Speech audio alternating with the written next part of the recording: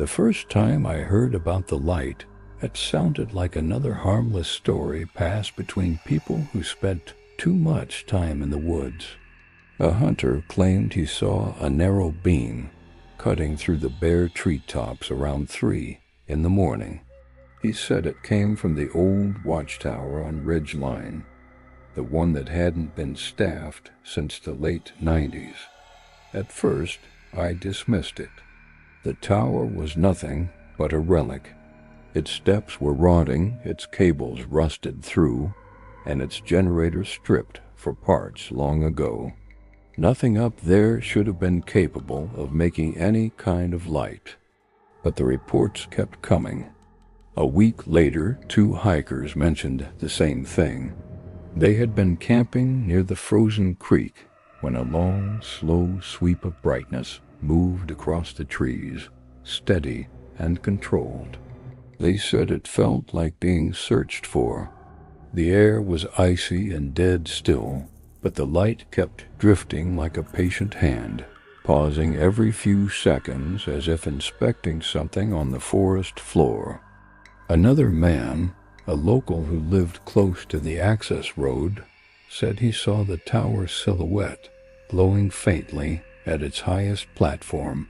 He assumed teenagers had brought equipment up there, but he couldn't understand how they powered it in an abandoned structure with no electricity for miles. People laughed about it in town, but not comfortably. It wasn't the type of joke you lean into. It sounded like something was happening in a place that should have been completely silent. I worked for the Forestry Service at the time. I checked cameras, monitored trails, and inspected structures that were technically still on the department's list, even if nobody touched them anymore. Ridge Line Tower was one of those artifacts, a rusting frame with graffiti and birds' nests, visited mostly by bored hikers and people wanting a high view.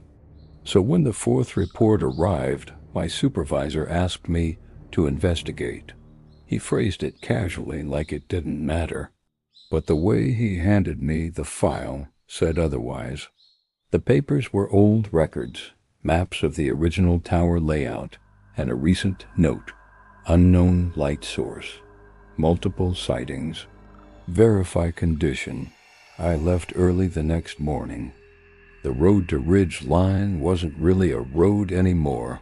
Snow had eaten most of it, and fallen branches bent low enough to scrape the windshield. I drove until the terrain forced me to stop. The remaining walk should have taken 40 minutes. It took 10. Fresh tire tracks cut through the frost, pressed deep into the frozen mud. They weren't old. The edges were crisp, untouched by melt or wind. Someone had driven a heavy truck up the path recently, very recently, and close enough to the tower that the forest could no longer hide the evidence. I followed the tracks, my breath fogging the air. Every sound was sharp in the cold, almost amplified. My boots broke thin crusts of ice with each step, echoing between the trees. By the time I reached the clearing, the tower rose above me like a skeleton of black metal. Snow clung to its crossbeams. The sky behind it was pale and cold. Nothing moved. Then I noticed the hatch. The tower's base entrance was supposed to be broken. Last I'd been there, the hinges were barely holding, but now the hatch stood perfectly shut, aligned and secured with a new steel padlock. The lock's surface gleamed faintly, untouched by rust. The shackle showed fresh scratches, the kind left by frequent use. A cold weight settled inside my chest. Someone had been inside very recently. I scanned the ground. Footprints surrounded the base, heavy, repeated, pacing in circles as though someone had stood there for a long time. The prints were almost identical in size, deep and straight, like boots designed for long hours and rough terrain. There were no smaller prints, no signs of multiple people. Just one set, moving with purpose. I crouched to examine them more closely, brushing aside a thin layer of frost.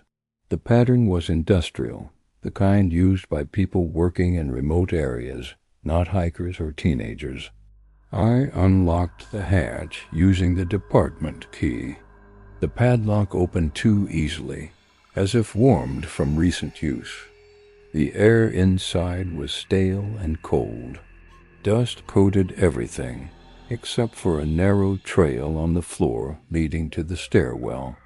The wooden steps should have been soft and sagging, but each one was swept clean.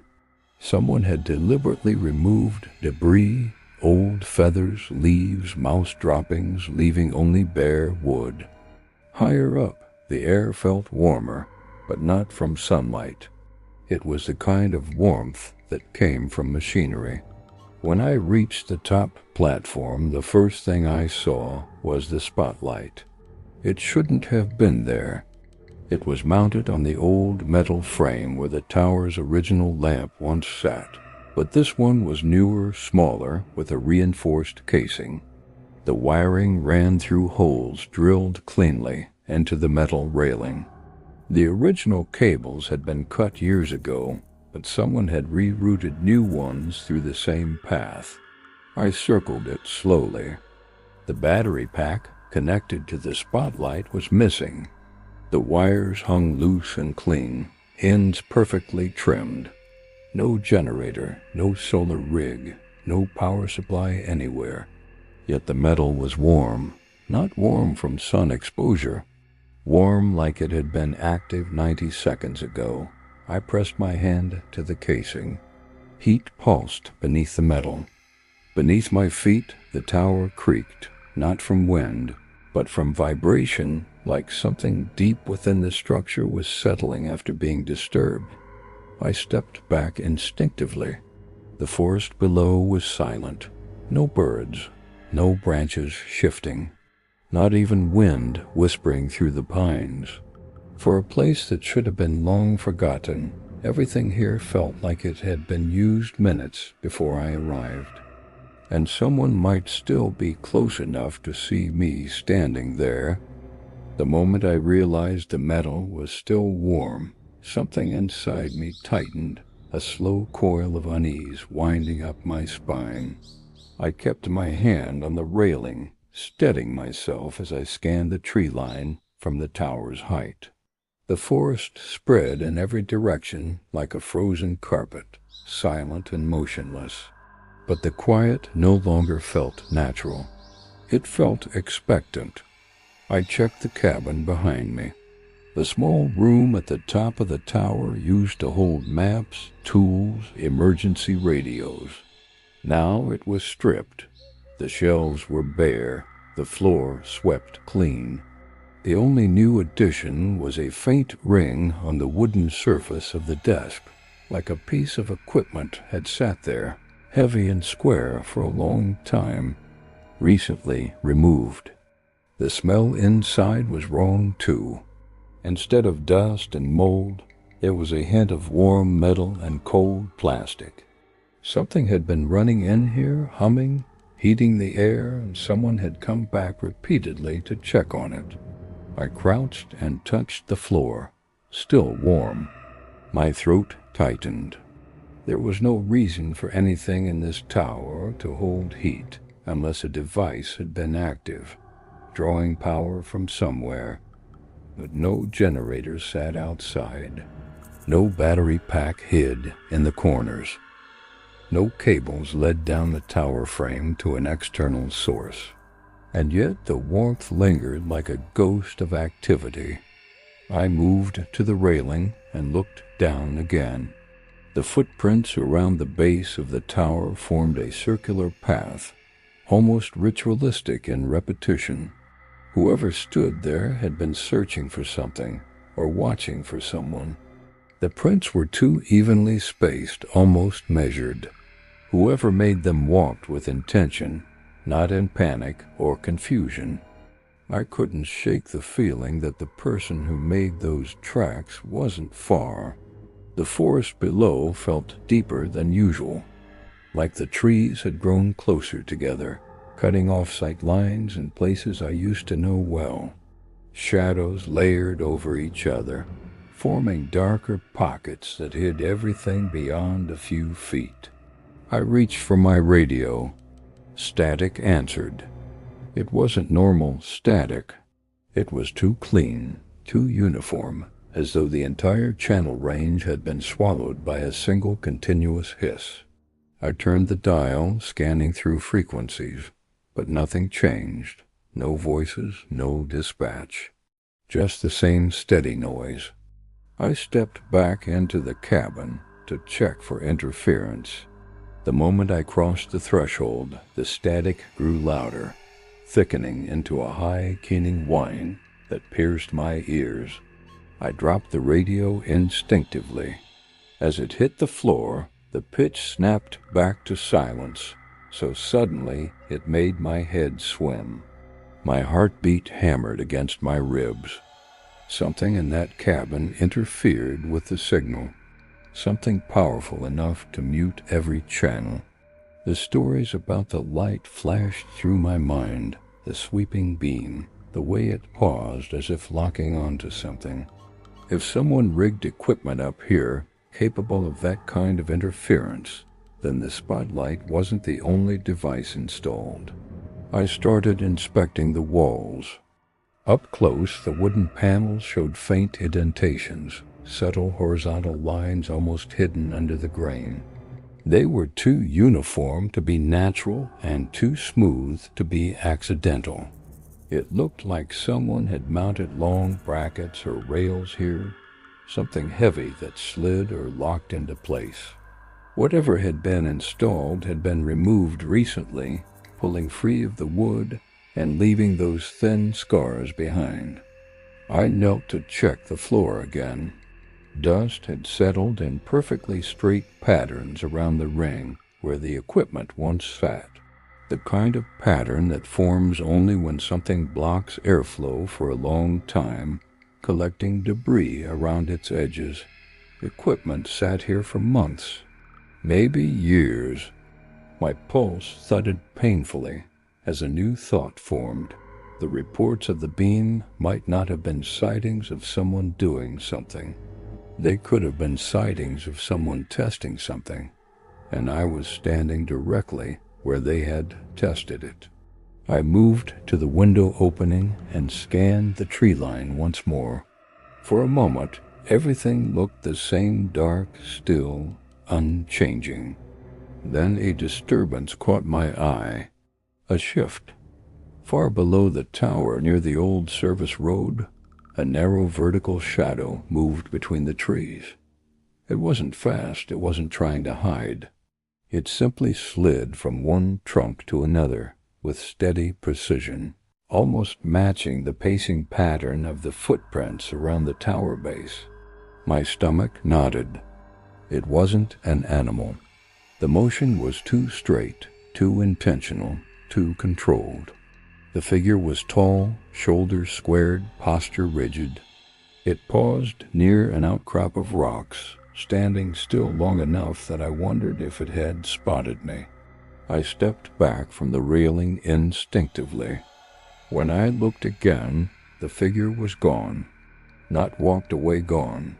No movement, no fading shape.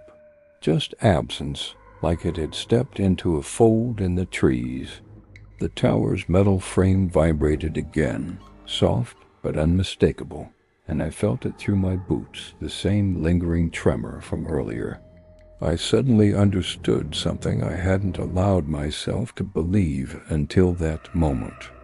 Whoever had been using the tower hadn't finished their work, and they were still out here. The warmth beneath my feet, the fresh lock, the swept stairs, the interference strong enough to drown an entire radio band, the figure pacing near the road. I wasn't alone on Ridgeline, and the person who had been here before me was coming back. I forced myself down the stairs, every step echoing through the hollow frame of the tower. It wasn't fear driving me anymore.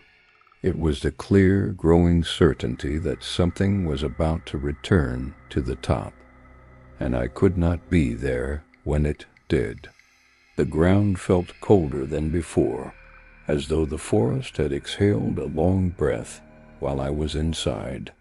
I checked the dirt around the tower one last time. New impressions overlapped the old circular path, fresh weight on top of older prints. Someone had been here between the time I climbed up and the moment I came down. They had stood close to the base, close enough to hear me. I didn't see anyone on the road, but I felt eyes on my back the moment I stepped into the tree line. The forest wasn't silent anymore. It pulsed with tiny sounds, branches settling, frost shifting, small cracks beneath the surface of the soil. Nothing alarming on its own, but together they formed a rhythm I couldn't shake.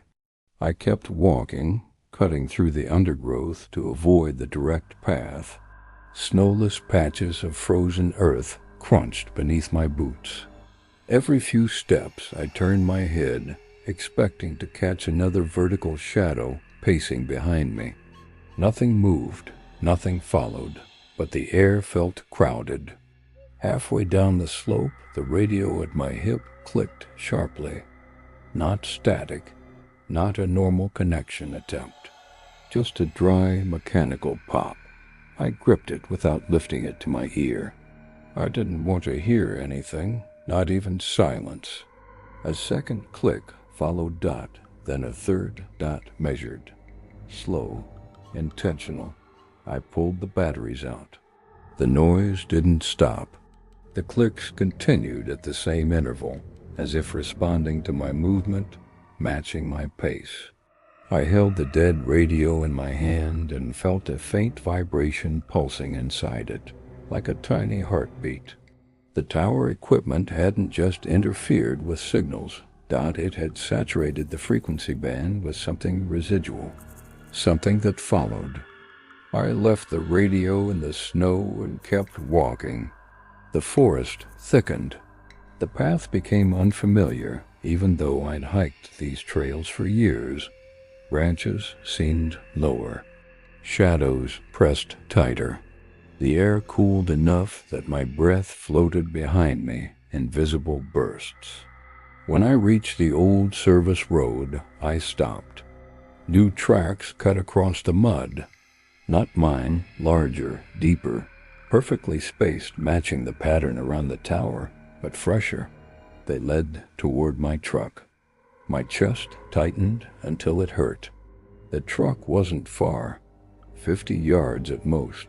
The windows should have reflected something light, movement, the sky, but they looked black, like every surface inside had been covered. I approached slowly, watching for any sign of motion. Frost clung to the doors and windshield, but not in a natural patchy way. The frost was smeared, wiped in places, shaped by fingers or gloves brushing across the glass. Someone had touched every window. Someone had pressed close enough to peer inside. I reached the driver's side door and saw the first detail that broke whatever hope I had left. The mirror was bent forward, angled straight toward the forest behind me. Not a random bump, not a careless swing. Someone had adjusted it. Someone had positioned it. Someone wanted to see me approach. The inside of the truck was colder than the air outside. The seats held no warmth. The steering wheel felt like metal pulled from a freezer. Nothing looked disturbed, no missing items, no signs of a search, but the cabin felt wrong, as if someone had been sitting there long enough for the cold to settle into the fabric. I started the engine, but the moment the headlights cut through the trees, my stomach dropped. A tall shape stood beside the first bend in the road, not hidden, not angled, just there, upright, still. Watching, I blinked, and it was gone. I couldn't tell if it stepped behind a tree or if my mind filled in a silhouette that matched the echoes of fear in my body. Either way, I drove. The forest thinned, the road straightened, my hands shook on the wheel. But the feeling never left, the sensation that something had followed the entire way, matching my speed, maintaining just the right distance to stay out of sight. When I finally reached the highway, I glanced into the rearview mirror. The forest line behind me was perfectly still. No movement, no shadows, nothing unusual. But the mirror was angled wrong again. Not the way I had set it before driving, not the way it should have shifted on its own. It was angled toward the back seat. I didn't stop the truck. I didn't turn around. I kept driving until the forest fell away behind the hills. But even hours later, long after the tower disappeared from sight, I felt the faint, rhythmic pulse beneath the floor of the truck. The same pattern I felt in the radio. The same frequency that swallowed my signal in the cabin. Something that had been running for months in that tower had marked me the moment I touched the warm metal. I don't go near Ridge Line anymore, but sometimes late at night a beam of light sweeps across my bedroom ceiling in a slow, steady arc, left to right to left, searching. I noticed the first strange thing halfway through my hike. The trail looked normal. In front of me packed soil, boot prints, the kind of narrow line you only get after years of hikers using the same route. But when I looked back, the ground I had just crossed was already hidden under low branches and fresh moss, as if I had stepped into an untouched patch of forest. At first I blamed it on the light. Afternoon shadows can distort distance, make everything blend together. I kept walking, convinced I was tired or misremembering the exact path. But the feeling didn't go away. Every 50 meters I glanced over my shoulder. Each time the trail behind me looked slightly different, less clear, more overgrown, slowly swallowed by brush that hadn't been there a minute earlier. Small pine limbs bent across the soil like they were reclaiming space I'd disturbed.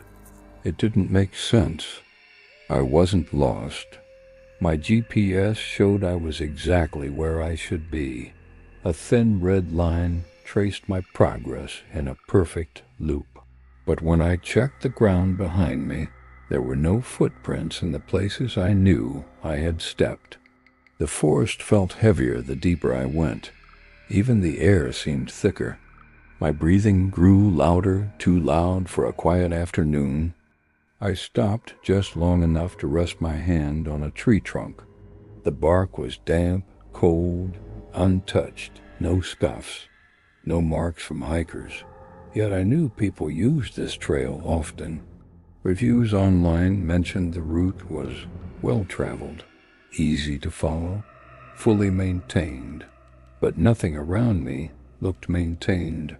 The branches hung low from all sides, forming narrow gaps that closed as soon as I passed through them.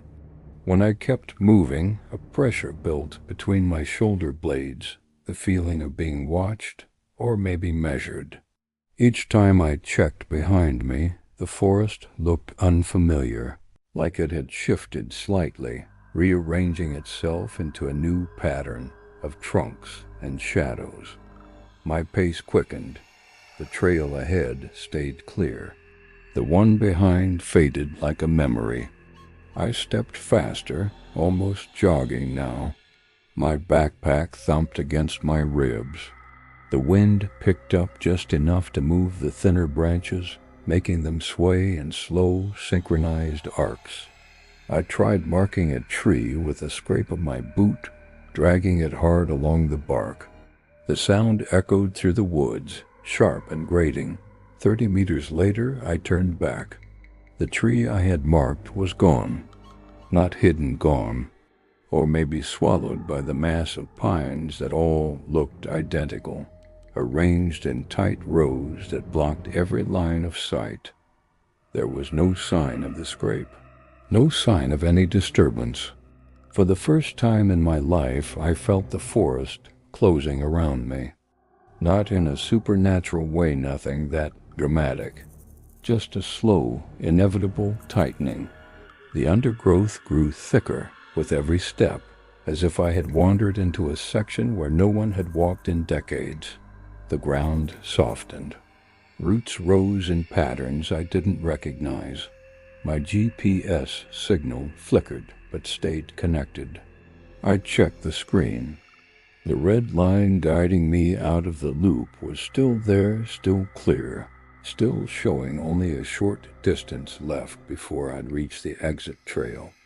So I forced myself forward. One step, then another, then another. The path held steady ahead of me, but every time I turned back, the forest behind me looked denser, darker, older.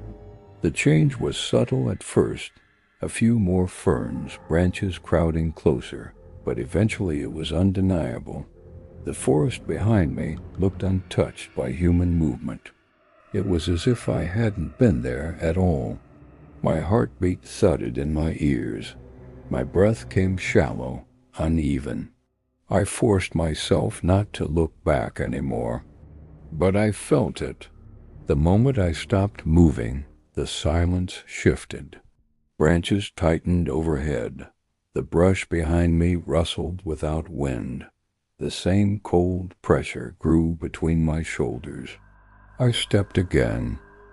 The forest loosened in front of me just enough to let me through, just enough to keep me going, never enough to let me feel safe. I followed the GPS down to the last turn.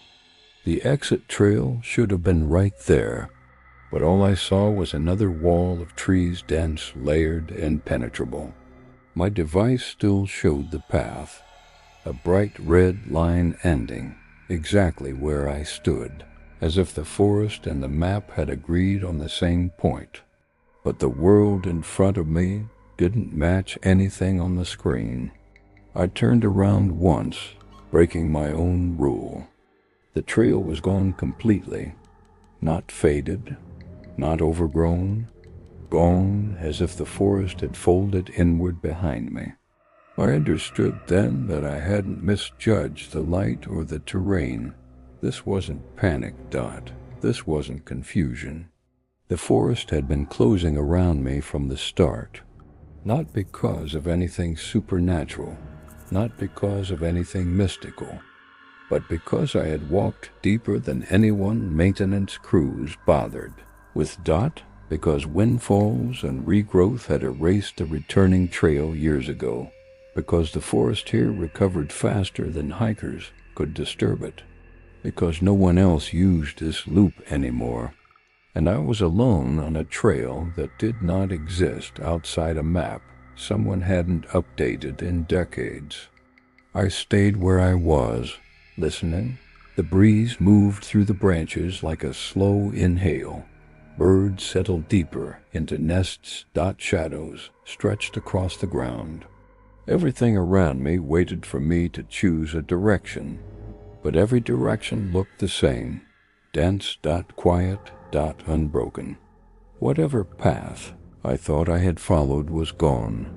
The forest had taken it back, and now I stood in the middle of it, without a trail, without a landmark, without a way to retrace the steps that no longer existed. Only forward remained, but forward led deeper into the trees, and I had no idea how far they went. I chose a direction based on nothing more than the slope of the ground. The GPS still showed my position, but the map behind the little arrow was blank now, no trails, no contour lines, just an empty gray space as if the device refused to recognize anything around me. I walked anyway. Each step felt heavier, my boots sinking into a layer of cold soil that hadn't been disturbed in years. Fallen branches snapped under my weight, sharp and brittle, echoing through the stillness. The sound made my skin crawl. Nothing else in the forest made noise. Not a single bird, not a single insect. Only me. After 10 minutes, the terrain shifted. The ground dipped sharply, funneling me toward a narrow gully where old rainwater had carved deep grooves into the earth. Moss coated the rocks. Thin roots snaked across the mud like veins. I crouched, pressing my palm against the ground. It was wet. Not from recent weather, the forecast had been clear for days, but from something deeper, older, like the forest was sweating through the soil. I pulled my hand away quickly. The silence around me seemed to grow thicker, almost physical, pressing against my ears. My heartbeat felt too loud in contrast. Every inhalation sounded like it traveled a mile. I moved along the edge of the gully, using exposed roots as handholds. The earth crumbled beneath my fingers. Small bits of dirt tumbled downslope, disappearing into a bed of ferns that seemed to swallow them whole. The forest felt endless now, deeper and darker than any map suggested. Eventually, I reached a cluster of fallen logs stacked in a way that didn't look natural. Wind alone wouldn't place them in such a clean, angled formation. It looked like something had pushed them, maybe an old storm, maybe erosion. Either way, I had to climb over them. The bark peeled away under my hands like tissue. The wood beneath was soft, almost spongy. When I pressed down, water seeped out, dark and slow. The smell hit me like a wave-rot, wet earth, sour decay. It clung to the back of my throat. I pushed forward. Every 20 steps I checked behind me even though I didn't want to. The forest closed in more aggressively now. Branches arched downward, touching the places where my shoulders had brushed past. Pines leaned at angles they hadn't held seconds before. Not moving, just settling. Returning. The realization hit with a cold clarity. I was erasing nothing. The forest was erasing me. After half an hour, the light began to fade even though sunset was still hours away. The canopy grew denser, needles layering overhead until only thin shafts of brightness pierced through. My vision narrowed. Colors dulled. The forest was swallowing the day as easily as it swallowed the trail. My breath grew sharp. My legs trembled. The air tasted metallic, like the inside of a rusted pipe. When I checked my watch, the screen flickered, dimmed, then died completely. My GPS followed seconds later. Both batteries had been full. I lifted my head, listening. Something shifted far behind me. Not footsteps. Not movement. Just the forest settling again, but heavier this time.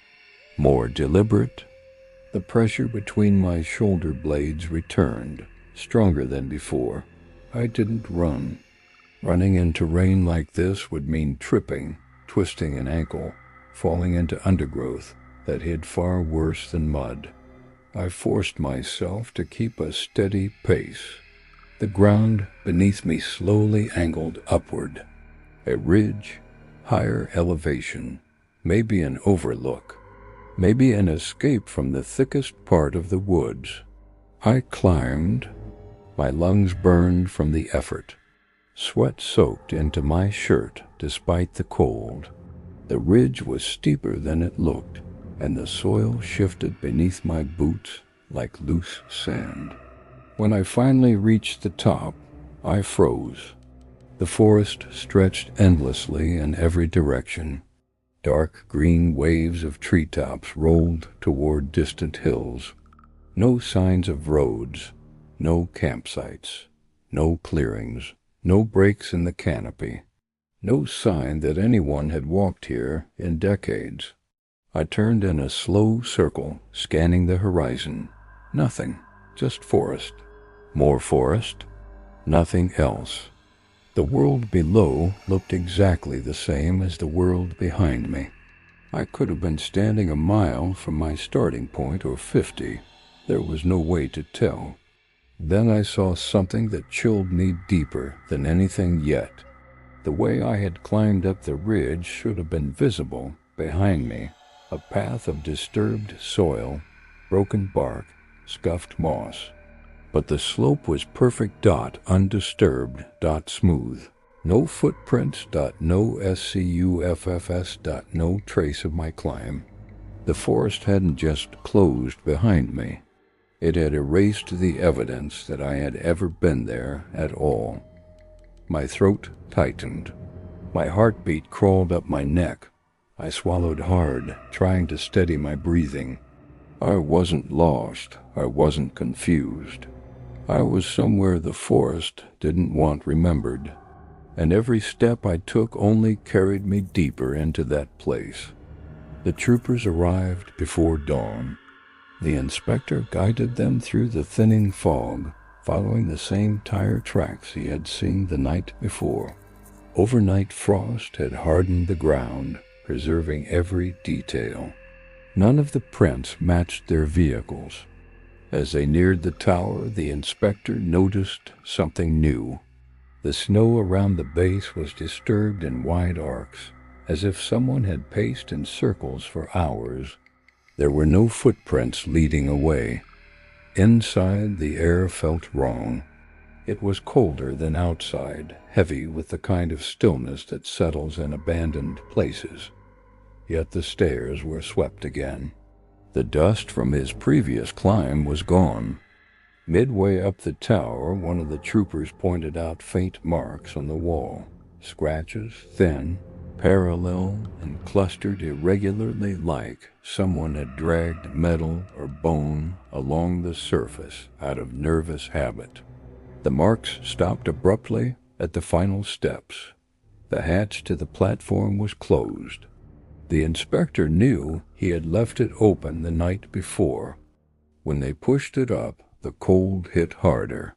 The searchlight at the center of the platform stood exactly where it always had.